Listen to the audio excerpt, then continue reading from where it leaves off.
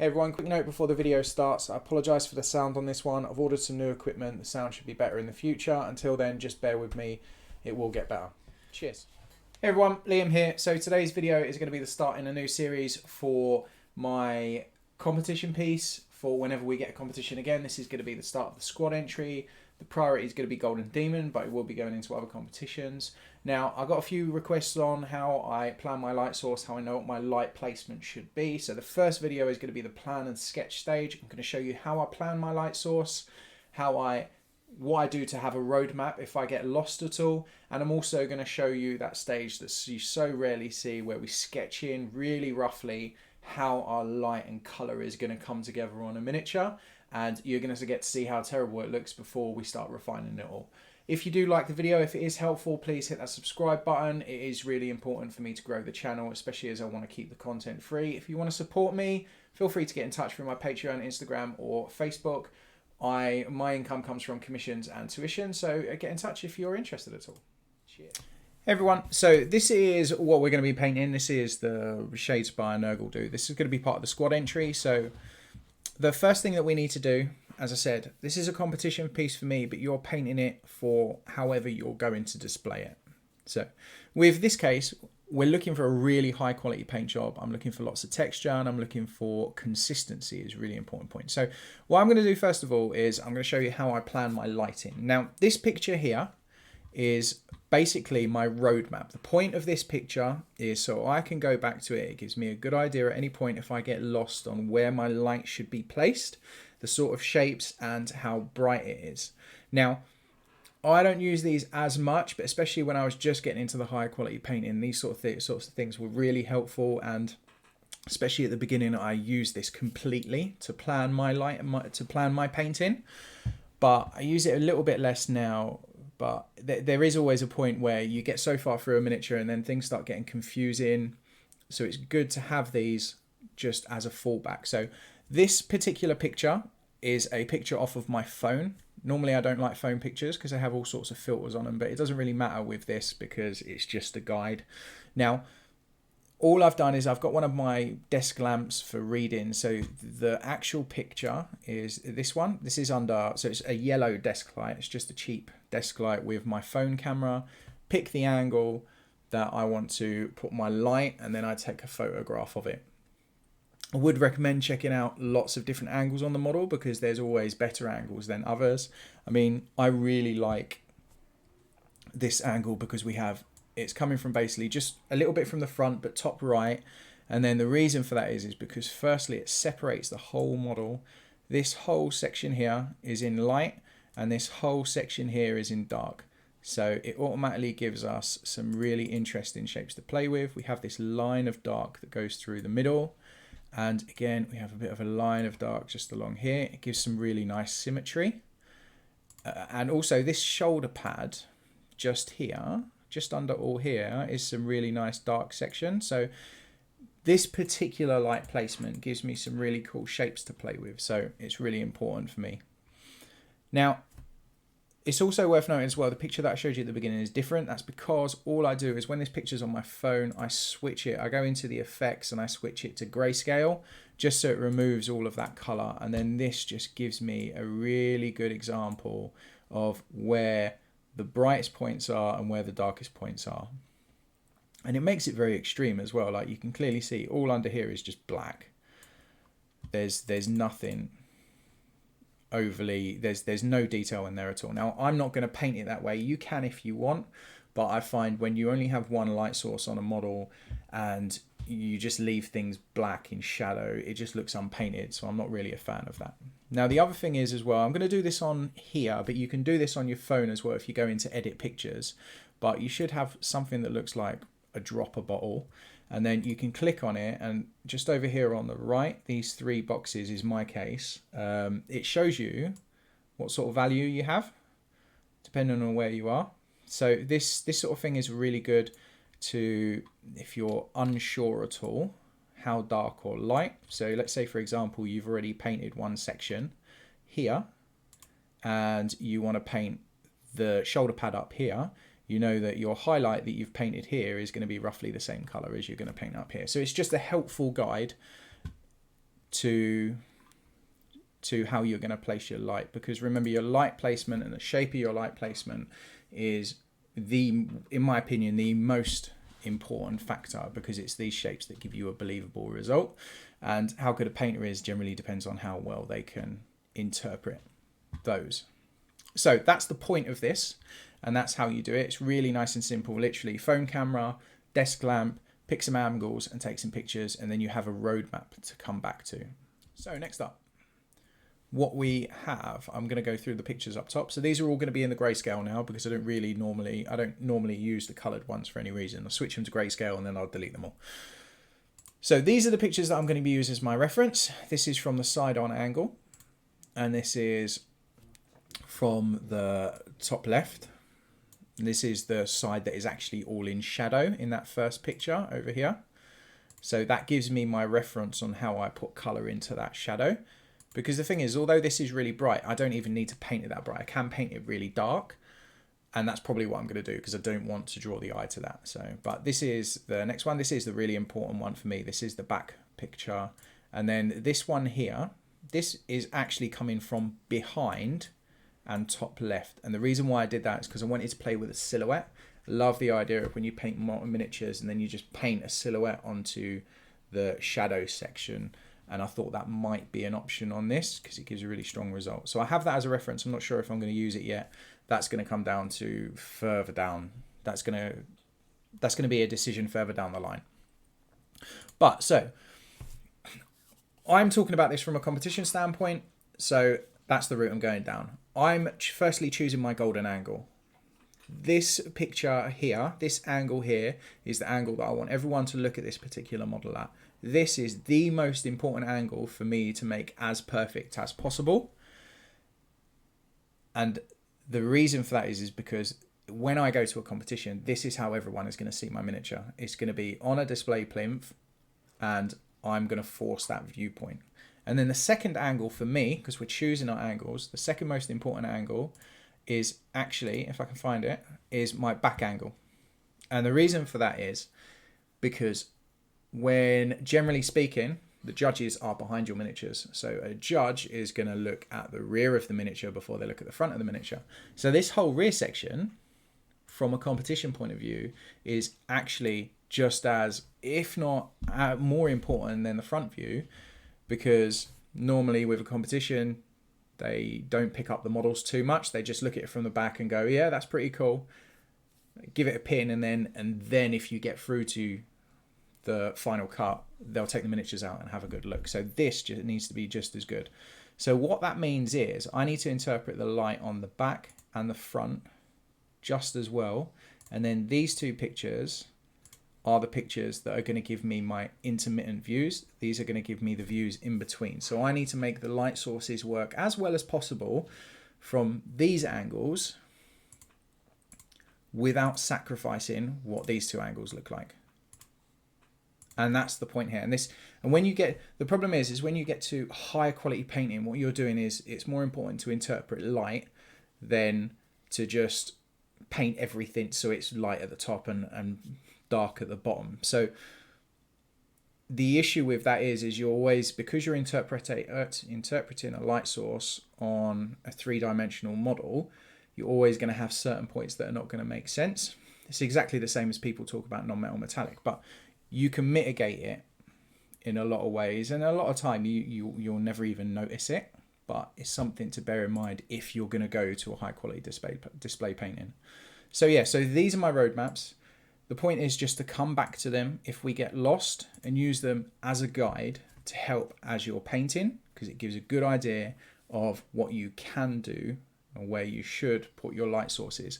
Now there is one big thing to say about this, and that is surface materials and the scale. So first thing that we talk about is the scale. So with this picture here, I've got no idea why I just changed the settings on that, but with this picture we have lots of light on this shoulder pad, we have lots of light on this stomach, and we still have lots of light on this leg. So what we need to think about is our lamp, say, is here and our model is here. Now This model is absolutely tiny and we've got this massive light really close. So what that means is this whole model is getting all of the light, whereas in actually what you generally find is towards the bottom of the model, further away from the actual light source up here, what you'll end up getting is the top of the model will be brighter than the bottom of the model. So we need to think about, like, for example, this belly is probably not going to be as bright as the shoulder. It's going to be slightly dimmer, if that makes sense. So we need to bear in mind that although our light is a guide, it's not perfect because of the scale that we're painting at, and that's why we have to interpret that light. And then the next thing that we really need to, you need to think about quite heavily is actually, this particular model is primed black with Vallejo Game Color Game Air Negro black, and the reason why I like that is because it's quite a shiny, glossy black.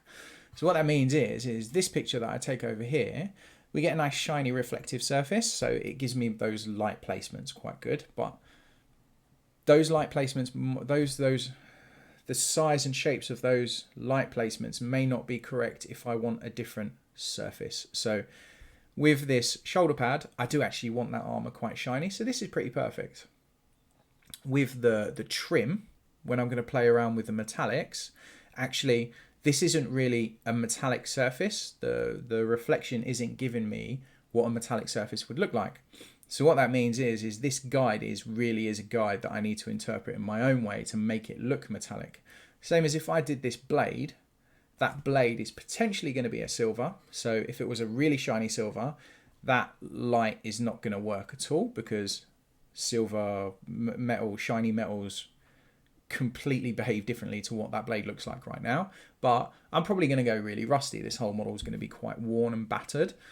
So again, that light source is probably not going to work because that light is hitting a shiny black surface, but I'm going to be doing a worn, corroded, battered metal. So again, that's not going to make sense. So you need to be aware that the different textures on the model will give a different light source. So again, this is just a guide for you to fall back on if you're struggling at all. Okay, and that's how I plan my lighting, and that's how I plan my model in general. And then obviously I pick out my colors and go from there. But the colors is the next stage of the plan. But yeah, it's also worth noting, although I have all this equipment, you don't need it. Normally, I don't get any of this stuff out. I literally get one of my lamps and I get my phone.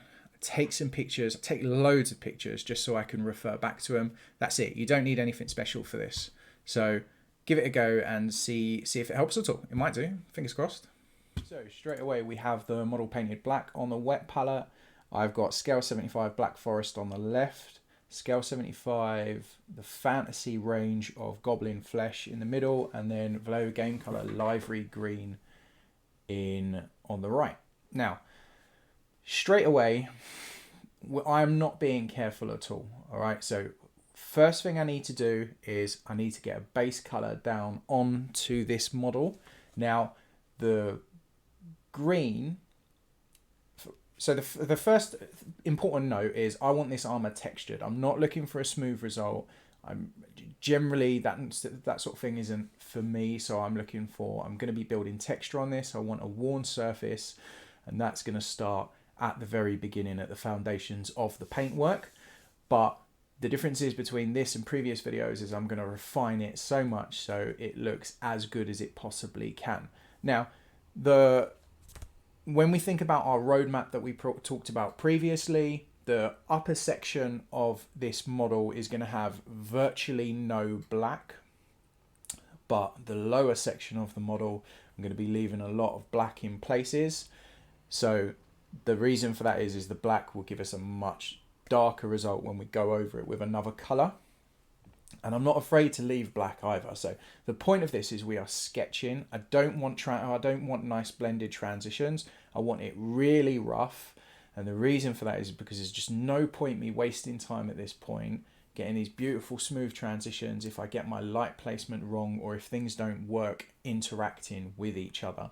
And you're going to really see this as I go through it. I'm just slapping paint on All I care about is where my highlights are going to be and what sort of result I get with different color interactions, such as the green interacting with the metallic, or the green interacting in the shadows with possibly putting some purple into it. So it's just something to think about, not being neat. At the end of this video, we're not going to have a neat result, but we're going to have a good idea of what works on this model so with the plan that we have and what doesn't, and it means that we can fix a lot of these things at the very early stages. So the forest green, I think it was, the black forest green from scale 75, you can see that I'm just slapping it on. I'm using that stabbing motion. I'm using an old brush, old Winsor & Newton. Still got a bit of a point on it, and that's fine, but it's not one of your nice new brushes because you'll just destroy them painting in this way. So don't do it.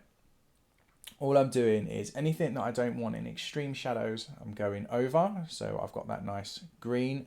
If you look at the video as well, you're getting quite a mottled result. That green is not consistent, and the reason for that is because that green is thinned down. So I've got it to probably 2 parts water to 1 part paint, but your ideal consistency here is when you're putting this down, you want a fairly opaque mark.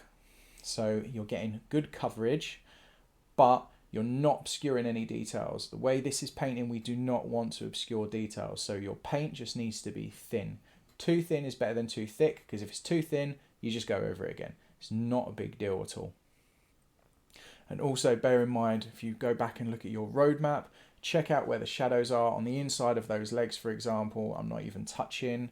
I'm just going around the whole model, and I'm starting with that front view, and I'm placing where I want my lights to go from that front view. And then I'm working around the model, and I'm going for those secondary light placements from those other views that I had, from those other pictures that I had from the previous section of the video. Now, as I said, we're building texture. This base coat, this is not going to be a nice consistent base coat. We're not going to have a nice flat finish. I'm not bothered about that. I'm not bothered about getting paint into areas that I'm not supposed to. If your paint is thin, it's not a problem. And you're going to see as we go the sort of things that I change. So you can see now I've jumped up to that the goblin flesh, from scale 75 fantasy range.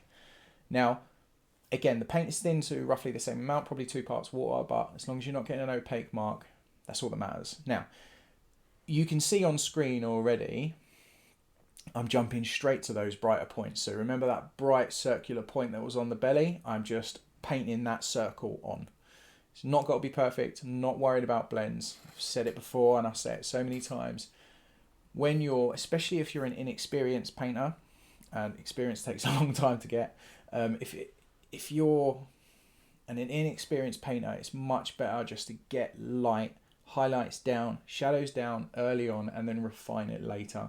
Because there's nothing worse than spending 2 or 3 hours getting this stunning transition and then realizing that actually it just does not make sense, or you've gone too bright in that area, or you've gone too dark in that area. So it's better to be conservative about it. It's better to not spend a huge amount of time on it. And you can see that I'm still using that stabbing motion, and I'm just plonking that green paint on. It may look like I'm putting a lot of paint on because I'm getting a very opaque green mark on that. I'm not. In that case, it's because I paint like this quite a lot. I know these paints that I'm using. There's always different artists have different paints that they like to use, and they know how they behave. That's the case with me in this one. I know these paints, which is why I've got the perfect consistency, not to obscure the details, but also so I get paint down very fast, because this is supposed to be a very quick section of painting this miniature. So if you're worried at all about having paint that's too thick and messing up your model, just go thinner. Just do 2 coats instead of 1. It's not important. Just relax with it, have fun, don't put too thick a paint. This is an enjoyable part of the model. This is an enjoyable stage of painting this model. So just have fun with it. Don't be afraid. And it is worth noting again, you really can see that There is nothing blended about this. There's no smooth transitions. It looks horrible.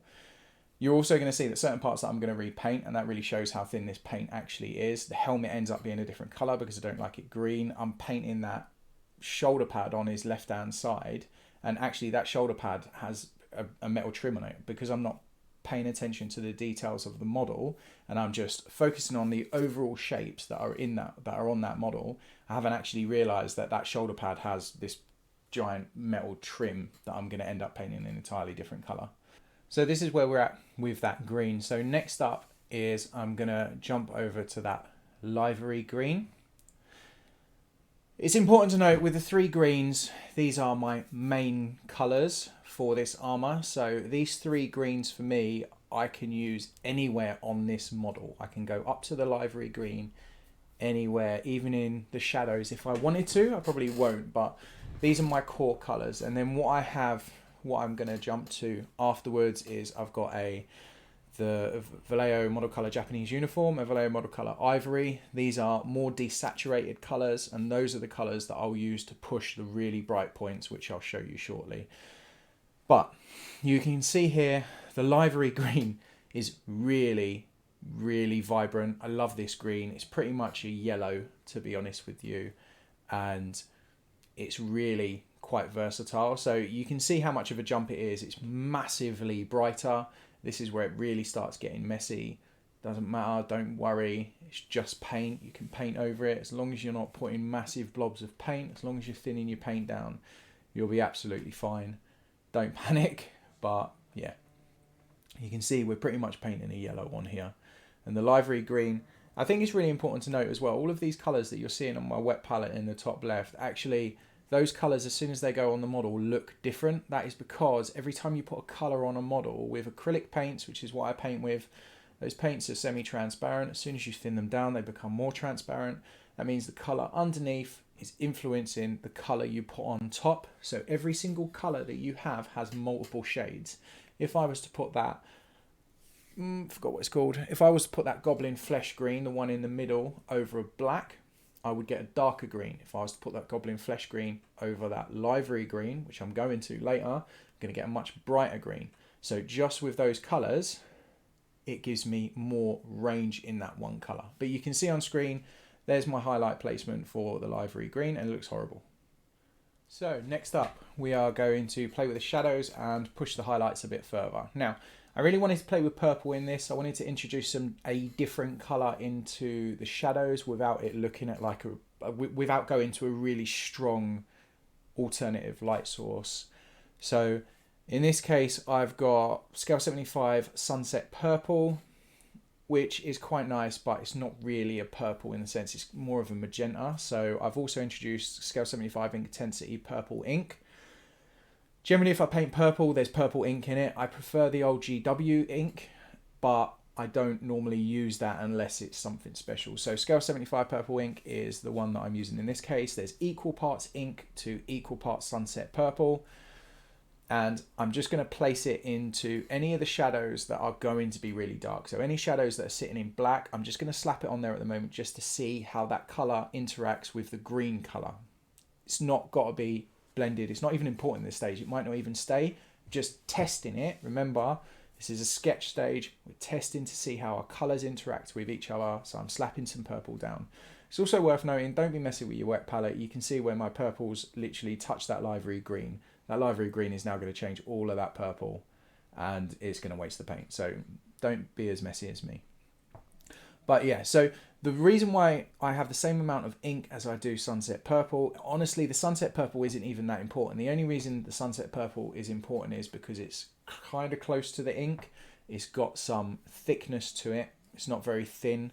So it makes the ink is more powerful than the paint. So the ink will turn the Sunset Purple to a really dark, rich purple. But the Sunset Purple will make the ink much thicker and means that we have more range to work with it. The ink itself is very thin and I don't want that. The thicker the paint in this case, if I make the paint thicker, then I can work with a thicker paint and make it thinner as I choose to. So by doing it, it's giving me more control. I do use inks quite a lot. with certain colours, but I never use inks on their own, or rather very rarely, just because if I mix it with a paint, it gives me a much wider range of viscosities to work with when it comes to the actual paint itself.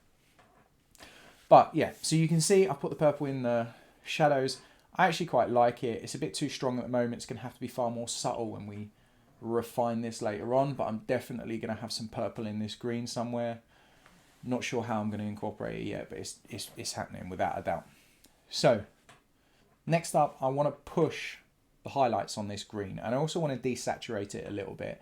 The green at the moment is incredibly vibrant. I like that, but I don't want that everywhere. So we're going to Vallejo Model Color Japanese Uniform.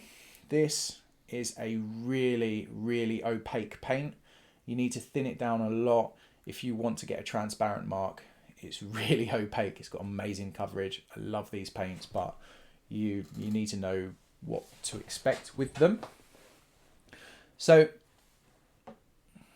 at this point in time, I am thinking I'm being quite conservative with this. I'm not putting a huge amount down.